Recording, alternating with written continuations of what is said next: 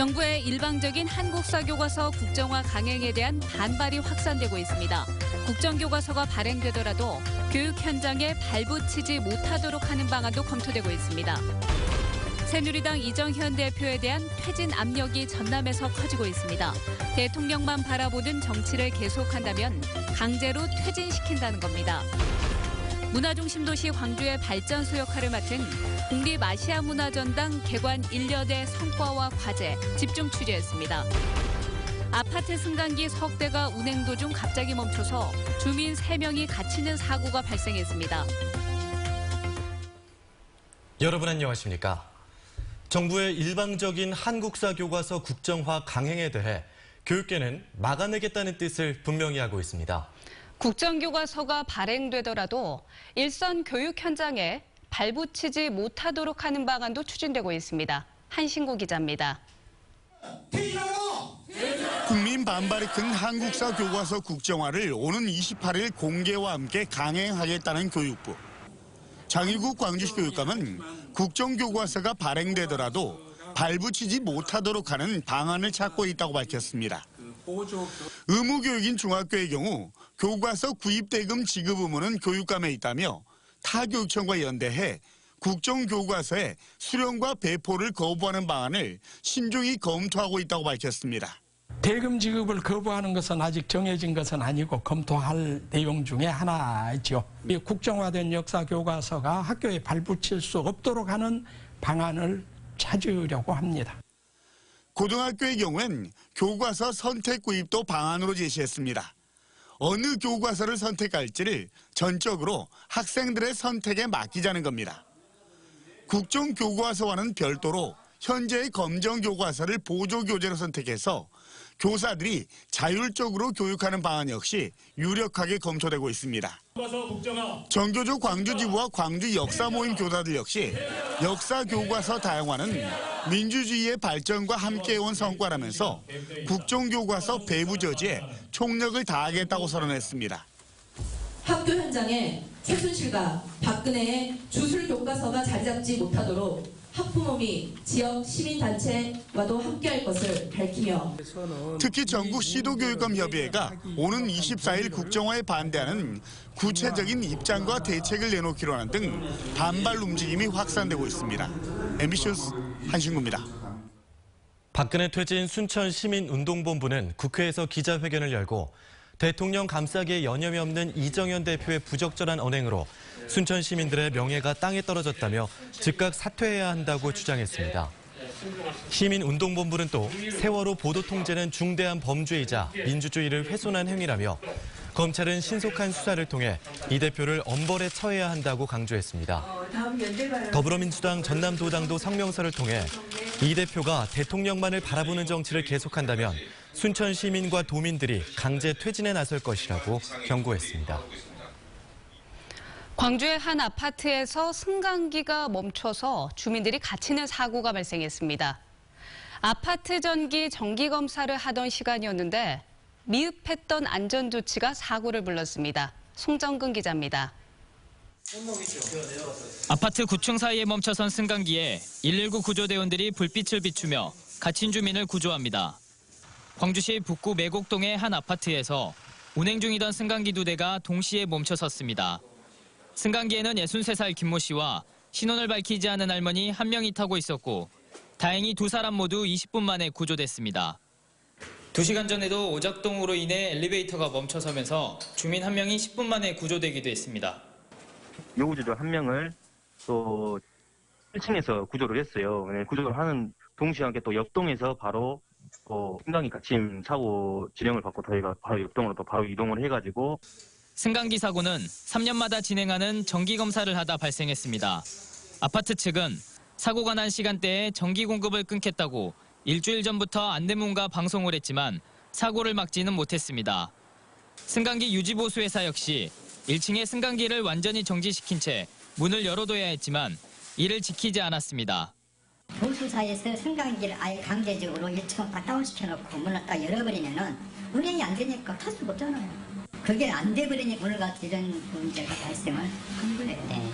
아파트 관리사무소 측과 승강기 유지보수회사의 안일함으로 인해 주민들이 승강기에 갇히는 공포를 느껴야 했습니다. MBC 뉴스 송정근입니다. 전라남도가 고병원성 AI 인체 감염에 대응해 인체 감염 대책반을 22개 시군에 구성하도록 지시했습니다. 또 국립목포병원 등 격리 중환자실 1곳과 격리 외래병원 5곳을 지역 거점병원으로 운영하기로 했습니다. 한편 만일의 사태에 대비해 항바이러스제인 타미플루 4,200여 명분과 개인보호구 10,000개를 비축 중이라고 밝혔습니다. 문화 중심 도시 광주의 발전소 역할을 맡은 국립아시아문화전당이 개관 1년을 맞았습니다. 문화전당은 성공적으로 자리를 잡아가고 있다고 자평을 하지만 문화계는 후한 점수를 주지는 않았습니다. 먼저 박수인 기자입니다. 지난해 7월 부분 개관 이후 아시아문화전당에서는 82차례 공연과 33차례 전시가 이루어졌습니다. 시민 강좌 등 교육 프로그램도 97차례나 진행됐습니다. 지난 1년 동안 전당을 다녀간 관람객은 260만 명으로 당초 목표했던 연간 방문객 수를 훨씬 넘어섰습니다. 문화전당은 개관 1년 동안 성공적으로 자리를 잡아가고 있다고 자평했습니다. 다양한 문화 콘텐츠를 직접 창 제작해서 선보임으로써 국제적인 문화 발전소 그리고 창 제작 플랫폼으로서 대한민국의 문화예술을 위상을 한 단계 끌어올렸다는 평가를 받고 있습니다. 하지만 2, 3년 전부터 준비해온 개관 시즌이 끝난 뒤에는 전당의 위상을 날릴 만한 대표 콘텐츠를 보여주지 못했습니다. 또 건립 취지에 맞게 창 제작이 활발히 이루어지지도 못했고 문화적 담론을 만들어내지도 못했다는 게 대체적인 평가입니다.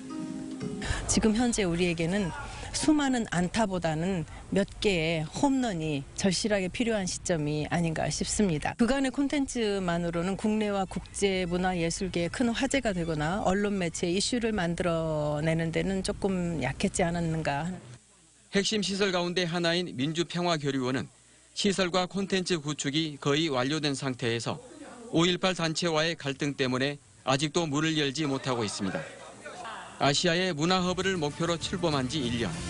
건립 취지에 맞는 역할을 수행하고 지역과 더 깊은 공감을 이루기 위해서는 아직 갈 길이 멀어 보입니다. MBC 뉴스 박수인입니다. 이처럼 아시아문화전당이 좋은 성적을 내지 못한 건 조직 구성과 운영이 제대로 이루어지지 못했던 탓이 큽니다.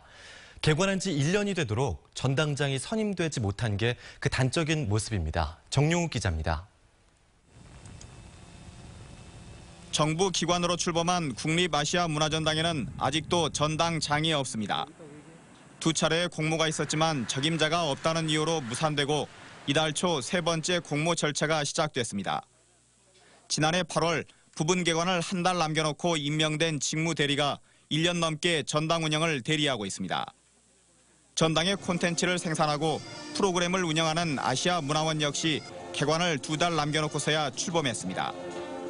이마저도 인력 규모가 당초 계획보다 축소됐고 전시와 창 제작을 책임질 본부장급 인사는 올해 7월에야 마무리됐습니다.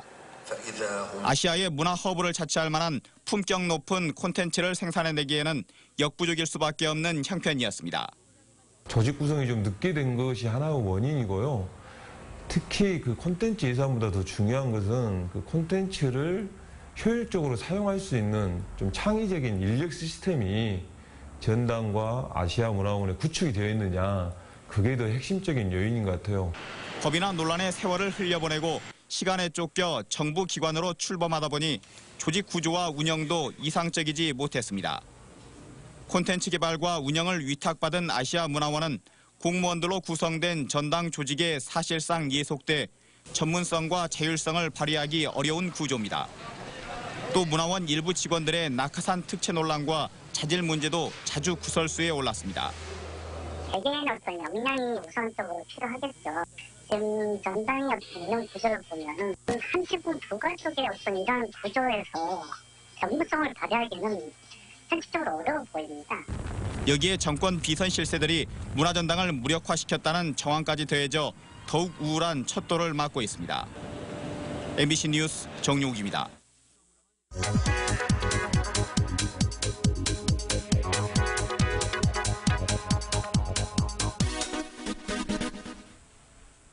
메뚜기 단소 들어보셨습니까?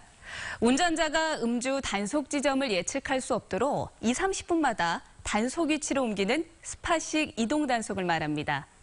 모임이 많은 연말과 연시에 음주 단속 장소를 알려주는 어플리케이션이 인기를 끌자 지난해 12월 처음으로 도입이 됐습니다. 지난해 12월부터 올 1월까지 음주운전으로 1,630여 건이 적발이 됐습니다. 시행 전인 2014년보다 음주운전 적발 건수가 15% 정도가 증가를 했습니다. 그래서일까요? 음주운전 사고 역시 크게 줄었습니다. 이걸 함께 보시면요. 지난해 단속 기간에 발생한 음주운전 교통사고는 120여 건입니다. 2014년 같은 기간보다 30% 이상이나 감소를 했습니다. 이런 효과에 광주와 전남경찰은 올해 특별단속 기간인 내년 1월 31일까지 스팟식 이동 단속을 적극 활용하는 등 음주운전 예방에 나설 예정이라고 합니다. 카드뉴스였습니다. 수서발 고속열차가 운행을 시작하면 광주 송정역의 혼잡과 이용객들의 불편이 커질 것으로 보입니다.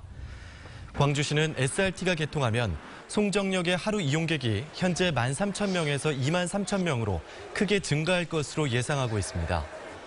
이에 따라 하루 이용객 12,000명을 기준으로 만든 광주 송정역의 경우 혼잡이 심해지고 이용자들의 불편도 가중될 것으로 보입니다.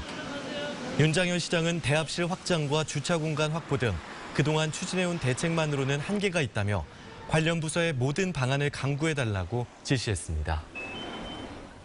더불어민주당의 박영선 의원은 대안 세력이 있었다면 박근혜 정권은 이미 정리 단계에 들어갔을 것이라고 말했습니다.